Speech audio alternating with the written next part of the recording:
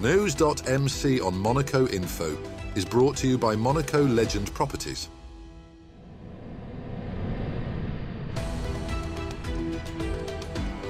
Bringing you news on Monaco's economy, culture, sports and more.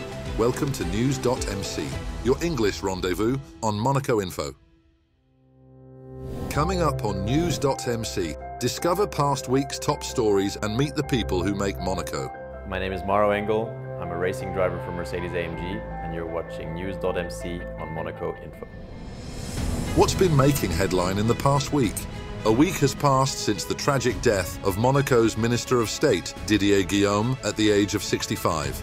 Guillaume succumbed to a sudden and severe illness on January 16th, just days after stepping back from his duties to undergo medical treatment. The week since his passing has been marked by numerous occasions reflecting the nation's grief and gratitude for his service. On January 23rd, Monaco bid a solemn farewell to Didier Guillaume with a national funeral held at the Monaco Cathedral. His Serene Highness Prince Albert II and Her Serene Highness Princess Charlene, joined by Princess Caroline of Hanover, led the tributes during the ceremony. French President Emmanuel Macron, members of the princely family, and numerous Monegasque and French dignitaries, alongside Guillaume's family and friends, gathered to honor his remarkable career and dedication to public service. The week included significant tributes, such as Guillaume being posthumously awarded the rank of Commander in the Order of Saint-Charles by Prince Albert II, with the Internal Affairs decoration presented to his wife Beatrice during a ceremony at the Princely Palace on January 22nd. Flags across Monaco were lowered and a minute of silence was observed at key locations, including the Chapiteau de Fontvieille.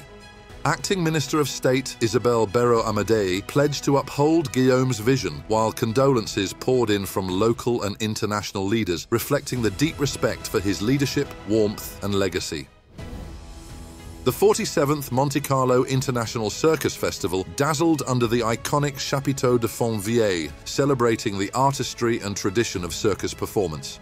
Officially opened by Princess Stéphanie, accompanied by her children, and presenter Stéphane Bern, the festival featured a stellar lineup of global talent, including Turkmenistan's horse troupe, China's gravity-defying acrobats, and Chilean clown Pastelito. Acts ranged from unicycles to hoverboards, showcasing extraordinary creativity and athleticism.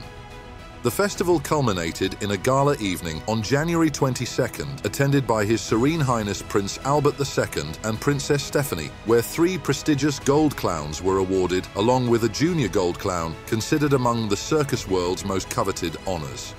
Consultant Frank Phillips, with Vanessa Desi and Frédéric Lelion, oversaw the awards. This year, Monaco's local traders and artisans joined the celebrations by decorating shops to honor the festival.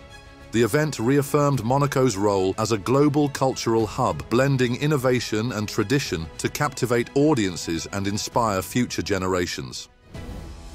Monaco's Stade Louis II hosted the 5th Fight AIDS Cup on Wednesday, January 22nd, where Her Serene Highness Princess Stéphanie's Cirque FC edged out His Serene Highness Prince Albert II's Barbajuan 5-4. Princess Stéphanie's son, Louis Ducrouet, has furthered this mission as president of the Barbajuan and captain of the prince's team.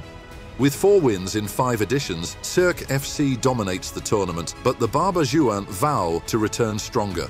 More than just a football match, the event once again embodied the Principality's commitment to essential causes such as the fight against AIDS. The event concluded with a charity tombola, part of a continuum of solidarity initiatives undertaken by Monaco. The 93rd Monte-Carlo Rally kicked off on Thursday, January 23rd in Monaco's iconic Casino Square, marking the opening event of the 2025 FIA World Rally Championship. Elite drivers embarked on a grueling course through the Alpes-Maritimes, Alpes de Haute-Provence, Haute-Alpes and Drôme regions. Known for its challenging terrain, including snow and ice on the legendary Col de Turini, the rally tested competitors' skill and strategy. This edition returned to Gap, a historic host town. The event culminates on Sunday, January 26th, with a prize-giving ceremony in Casino Square. The rally also highlighted sustainability efforts with hybrid cars and sustainable fuel. The Grimaldi Forum celebrated its 25th anniversary by unveiling a significant extension, adding 6,000 square meters of space. Completed over a decade without disrupting operations, the expansion increases the venue's total area to 85,000 square meters. Adjacent to the eco-friendly Mariterra district, the extension offers natural light, a large glass roof, and outdoor spaces. Certified BREEAM Excellent for environmental performance, the new addition reflects Monaco's commitment to sustainability. With modular, high-end acoustic spaces and enhanced pedestrian and shopping zones, the Grimaldi Forum solidifies its reputation as a versatile, state-of-the-art cultural and event hub in the heart of Monaco. Since late December, Monaco has witnessed a surge in residency applications from wealthy British citizens driven by UK tax reforms under Sir Keir Starmer's government. The changes, including the abolition of the non-domiciled tax regime and subjecting overseas assets to UK inheritance tax, have triggered an exodus of high-net-worth individuals. Destinations like Monaco, Switzerland and Dubai are increasingly favoured for their low-tax environments and luxury lifestyles. The influx has fueled strong demand for top-tier rental properties in Monaco, reinforcing its status as a haven for global elites. As critics label the UK's reforms monumental self-harm, Monaco continues to attract affluent individuals seeking financial security and political stability. This trend highlights the Principality's enduring appeal amidst shifting global tax landscapes. UNESCO's Grand Hall in Paris hosted a Mediterranean Symphony, a concert celebrating the region's cultural unity, organized by Monaco, Greece, Egypt, and Morocco. Featuring renowned composer Evanthia Rabutsika, the event showcased music inspired by shared Mediterranean heritage with melodies spanning the Balkans to Africa. Two vocalists, Greek and Moroccan, delivered a harmonious performance that transcended language and cultural boundaries, emphasizing music as a universal language of peace. Presented by actor Georges Corofas, the concert highlighted cultural diplomacy and unity shortly after the Gaza ceasefire, promoting coexistence through the arts. Monaco's four-man bobsleigh team returned to the World Cup circuit at St. Moritz, Switzerland, marking its first appearance since January 2020. Led by pilot Boris Vane and joined by Cyril Ferry, Arthur Prost and Stephen Borges, the team showcased determination, securing 15th place and a spot in the second heat. Their return is the start of an ambitious journey toward the 2026 Milan Cortina Olympics. Competing on one of the world's most iconic tracks, the team's performance symbolized a new chapter in Monaco's winter sports legacy. With this return, Monaco reaffirms its commitment to excellence in bobsleigh, inspiring hope and enthusiasm for their future performances and aiming to solidify their position on the global stage. AS Monaco ended a challenging streak with a narrow 1-0 victory over Aston Villa in the Champions League on the evening of Tuesday, January 21st at the Stade Louis II. Wilfried Singo's early header, capitalizing on a mistake by goalkeeper Emiliano Martinez, secured the crucial victory.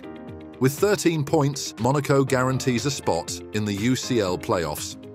The Principality side now sets its sights on breaking into the top 8, aiming for a win in their final match against Inter Milan on Wednesday, July 29th.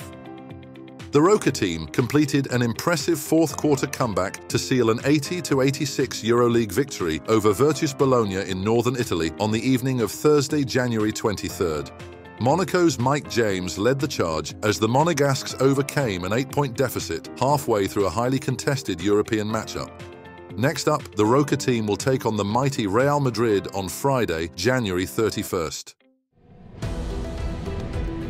Next up, our exclusive interview with the personalities making the Principality. My name is Maro Engel. I'm a father, a husband, and a racing driver for Mercedes-AMG. I was born in Munich, Germany, and my parents moved to Monaco when I was 3 years old. So I grew up in the Principality, which has been my home since then.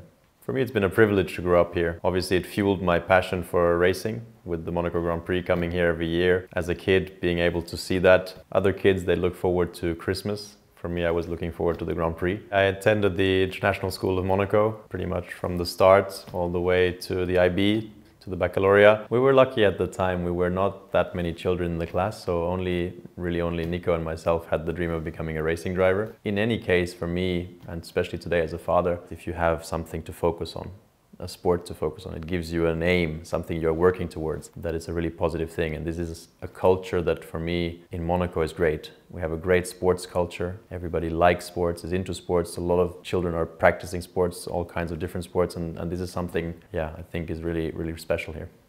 I've had 17 professional years with Mercedes-AMG. They are my motorsport family. When I go to a race, I go there with the aim to win. I have a car where I know if everything works, we can win the race. In Formula One, only very few drivers have this privilege. From that point of view, I'm very satisfied and happy with the choice I made. For me, it's a dream job. It's the most beautiful job in the world. We are allowed to race incredible cars, follow our passion. As everywhere, if you want to achieve something, you need to work hard. At the same time, you need a lot of belief in yourself, proving yourself in the results. And for sure, the never give up attitude is necessary. Otherwise, if you don't take it, somebody else will.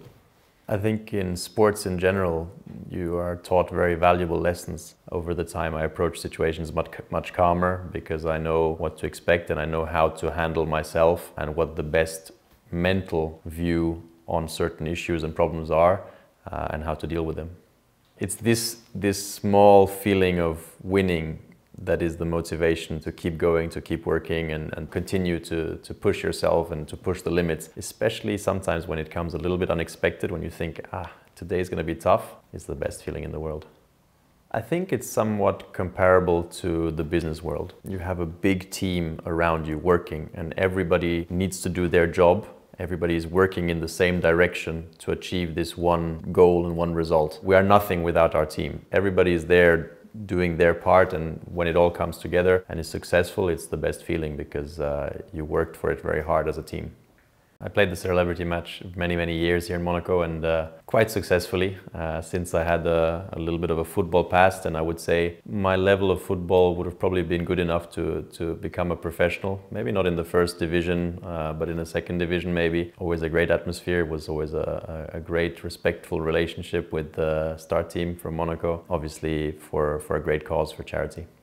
So for me, Monaco is the perfect place as a sportsman and as a racing driver. One thing which I think is key for me is the safety of my family, the safety of obviously myself, but mainly when I leave for a travel, I never have to worry, is my family safe? My main daily routine, obviously when I'm here, I try to take my daughter to school and then some training together with my trainer and try to meet up with family and friends and enjoy the beautiful lifestyle we have here in Monaco. Sometimes it can be a very simple cappuccino or espresso somewhere. Sometimes it can be the fine dining, which we have many great restaurants here.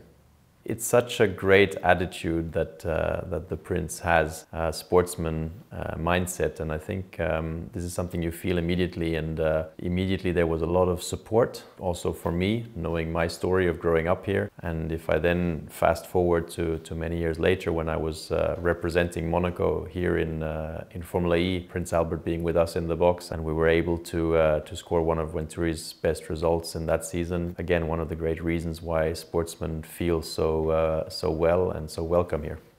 When I look around in Monaco, it's obviously incredible the transformation and the change that has continued to come over the years. People ask me when I travel in the world, all over the globe, which is the best place, where would you live? And I always reply that I would always choose Monaco. It's a beautiful part of the world. There's so much history, culture. The Monaco Grand Prix plays a large role, but just generally sports. People are often very curious because in the media is not always portrayed the way it really is. And I will happily tell them that in Monaco you have obviously all the luxury, but you also have a very simple espresso, cappuccino, cafe or restaurant if you want it as well. And I think having this choice to being able to balance that is a great element, and I think it's one of the reasons why so many sportsmen choose Monaco. I think it just makes it the best choice. That's all for today. Thank you for watching News.mc, your English rendezvous on Monaco Info.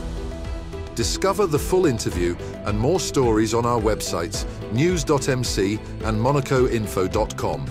Next week, we will receive Sylvie Biancheri, General Manager of Grimaldi Forum Monaco.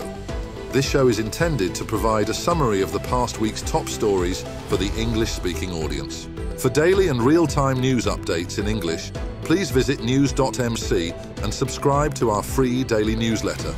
For French news, visit MonacoInfo.com. This show was brought to you by Monaco Legend Properties.